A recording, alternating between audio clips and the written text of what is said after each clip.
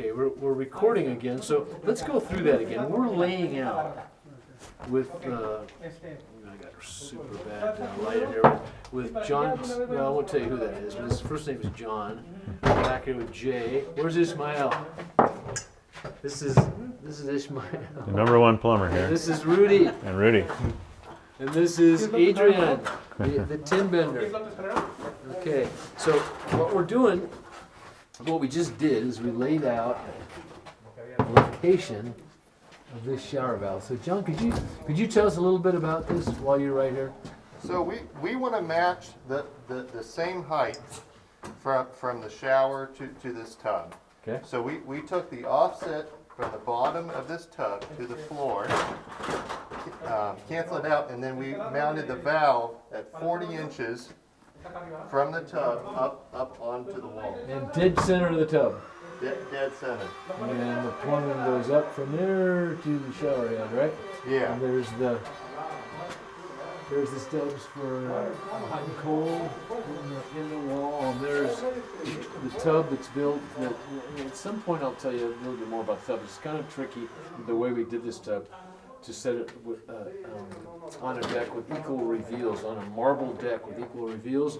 There's the closet flange, the stub for the WC, which is out there 14 inches. 12. Center? No, 14. Oh, this one is 14, that's so right. We're going to fur this wall. Oh, we did fur You already this wall. furred the wall so in. now we furred the wall out, so now we won't have that gap behind the toilet. That's right. Now it should be 12, which is a standard rough yeah, for a and is it toilet. 12 and 5/8 or is it 12? Well, it's 12 plus whatever the finish is. So in this case, we'll call it 12 and 5/8 or 5/8 drywall. Oh, thank you, John. That makes it hell. 12 from finish. Yeah, 12 from finish to center of the Center of the drain. drain, and that gets your toilet pretty much cozied up to the wall. About an inch away from the wall. And it was way more than that. So now, by furring this wall out, this existing toilet drain is going to be just perfect for the toilet, and there won't be a big gap behind the toilet like there was before. And then all this is getting a waterproof plaster. We hope to do the whole thing in this plaster finish, but the waterproof plaster is going to be the shower surround, marble deck, marble face. Let's walk into this. Jay, let's go over to the kitchen, and then, or I take it back. Let's go down the hall, and we'll do this back. Here we go. Going down the hall. See any plumbing in here? Not yet. Wait, there's a copper pipe. It's not insulated, so it must be cold. That's a cold line. And here's some copper pipes, and they are insulated, so they must be hot. Okay. Very good. Look at this. And this is where John is working right now. And this, ladies and gentlemen, can we pull that plywood up, Jay? This box, this drain box that Jay's about to uncover. Right there.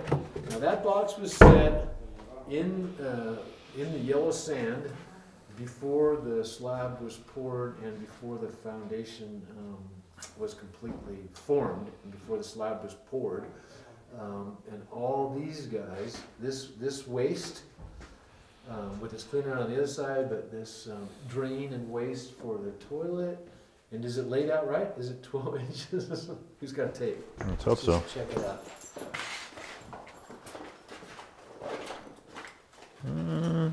Might be a little far.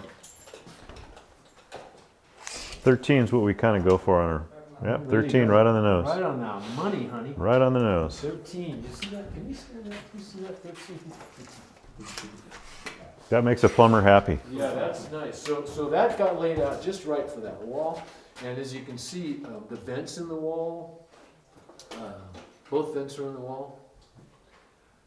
The vent and waste for the Clean out and waste. clean out, and the vanity waste is all in the wall. So we nailed that. We got that laid out. Absolutely perfect. Right. And now we've got the drain box For the shower drain. for the shower drain, and that's not dead solid perfect, but we're going to get it side to side, dead center, and maybe a little bit towards us, a little bit off center. But regardless, it's all going to float to drain, and I think we're going to get that drain centered enough where nobody will know. So tell us a little bit about shower plumbing, Jay. You mean this? Being the shower valve? Yeah. This is the shower valve that was set to center in between the rough exterior wall and the rough interior part of the shower dam. And then this is where the shower head will go. This nipple in here is just a test nipple. We'll pull this out after the tile's all done and put in the proper chrome arm and the shower head that goes with that. This is a hot water line that's insulated down to within a couple feet of the valve, and then this is the cold water line on the side. Ismail did a nice job of using this plug on the bottom that would go to a tub filler if you had a tub. He did a nice job of using that as a block to secure this pipe. So there is, I mean, you can't, this thing doesn't move at all. Yeah. With the plugs here, plugs on both sides, strapped here, right there. I mean, nothing's going to move on this. Yeah, which is nice for a variety of reasons, because I have a water hammer. I don't know where it's come from. Yeah. But it's, you know, it's my pipes hammering in the walls. It could be that. It could be a faulty pressure regulator. Yeah, okay. Could be. From all the way from the street? Yeah.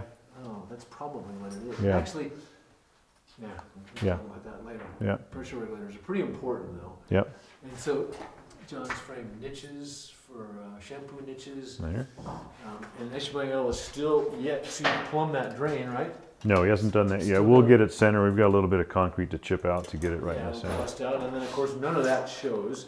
And I'll just for your elucidation, which if you didn't know, all the other concrete you see here, which reminds me, I gotta call that concrete guy, that grinder guy, it's all finished floor. It's gonna get ground, and so it's all kind of a homogeneous surface, and then it'll get clear seal. But this dam that John has put in, 1.5 inches by 3.5 inches up, is going to wind up being 6 inches wide and 6 inches tall by the time it gets floated and gets the Carrera marble on top of it. But we'll talk about tile and marble and all that stuff at some other juncture. There's a little bit to bust out there, not much, and it may be because I anticipated the shower being wider, but wanted something that Jay knows fully well and John probably knows, and I'll tell you about right now, is that WCs, water closets, toilets, need by code 30 inches from their center, 15 aside from center.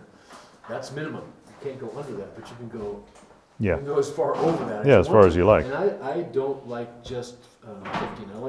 I try to get closer to 18 aside, or even 17 aside, even 16 aside. And in this case, we got a 42-inch vanity that stops, 17.5 inches to the center, 17.5 inches to what's going to be our finished dam, which defines the shower, and then the shower, which gives us it's going to give us about 31 inches inside that shower, which is a nice shower. And you can see this shower is going to be. Oh yeah, it's going to be great. It's going to be commodious. You'll be able to, Yeah. people will be able to get in it if they want. So what else? Just the drain has to happen in this, right? That's all that has to happen is the drain, and then And the then- tile setter takes over. The drain is actually already in that box, tied into your waste, right? Yeah, it's the trap arm The trap is in arm. there. We have to put a P-trap in there, and then the Right. drain. And every fixture gets a P-trap, correct? That's correct. Water waste vent, and on the waste, every waste gets a trap. Yeah, except with toilets, the P-traps are built into the china.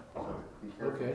So there's no P-trap that gets installed underneath the concrete or subfloor. Okay, so It's your just an- closet it's just flange an elbow. Just just a squeaks and 90 goes. You don't degree- need a trap because your trap's built in the toilet. God Built- dang, I built into learned, a toilet. Tons of things today. Yeah. Holy smoke! Because Yeah. I was telling my owners in Ventura yesterday that to do a walk-in shower, you know, first we have to ascertain what the second floor joist is. Let's say they're Right. 11.5-inch TGIs. Right. Can we cut out enough to get enough fall to build up to, to slope to drain and to Right. have a walk-in shower? Yeah. And then I told them you have to have a P-trap below everything. But you, That's right. in a shower, you do too. Right? Yeah, In a shower yeah. drain you do, but in a toilet you don't. Okay, so Yeah. I didn't give them that information. Hey, Right. what's that noise? Work.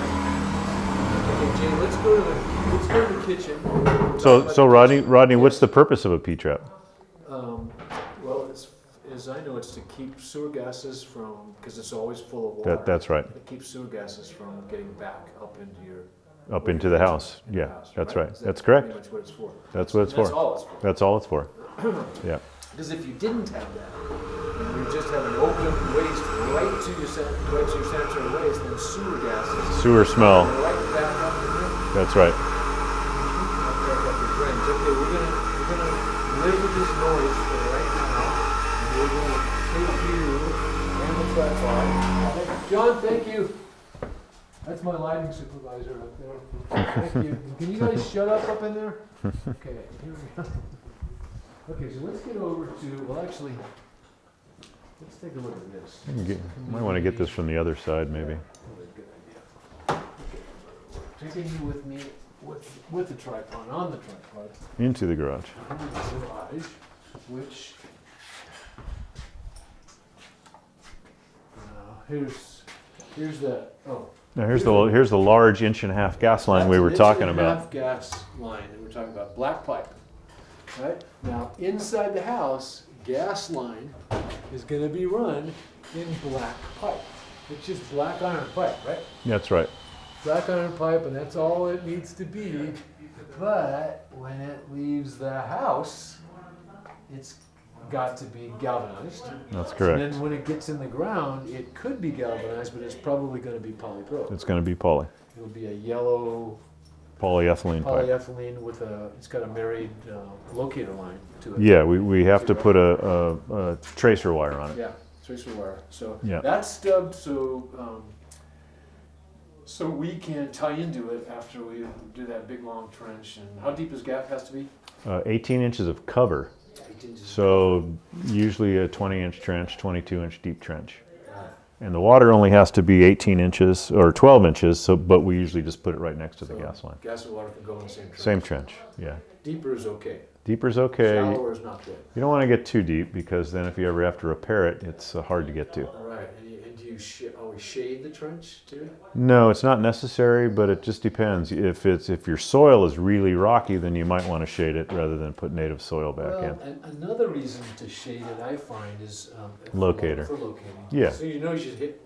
When we say shading, that is covering your pipe with maybe a couple inches of yellow plaster sand. So Right. when you start digging and you hit that plaster sand, you know that you're almost to your pipe. There's utilities. Be careful, because the last thing you want to do is cut that damn gas line. Right. Another thing that they do have that you can use sometimes is a tape that sits right on top of the pipe that says "Caution Gas Pipe," Oh. and you run that tape all along the gas pipe. But that's only in certain instances we use that. I've watched the gas company guys weld live gas pipe. Yeah, that's crazy. Gas. Those guys are. Really? Yeah. I'm gonna get back over here. They're going, Yeah. okay. Yeah. You don't really need to. Okay, so there's a big old 1.5-inch gas pipe sizing, which will run all these gas fixtures in here. And what we've got, in here, and I'm not sure anybody sized the BTUs, but Oh yeah. what we've got is we got a Bertolini stove, we got an on-demand water heater, we got a forced air unit with air conditioning, And a clothes dryer. and what? Clothes dryer, right? Clothes dryer. Right. And you can figure 1.5 inches. It's 1.5 inches is enough to run that. You guys know that by experience. That's right. You good? Yeah, I'm good. Okay, so let's take a look at this line right here. This is very interesting plumbing. What was happening here is this is the old washer dryer location, and it was supposed to change and go into a closet in the hall, but it just wasn't going to fit. So we decided to keep the laundry here in the existing place where it's always been, and just repipe it. So that's what you're seeing here. Could you describe a little bit of what we're seeing? Yeah. Yeah, the first thing, oops. The first thing we're seeing down here is a clean out. Move your camera down here. Is we put a clean out in here for two reasons. One, because you need one on every drain line. Okay, so every drain Has to have a clean out. has to have a clean out, an accessible clean out. That's And right. What's that clean out for? Well, it's in case your sewer ever gets plugged up with toilet paper or turds or whatever gets in there. Roots sometimes intrude on old sewer lines.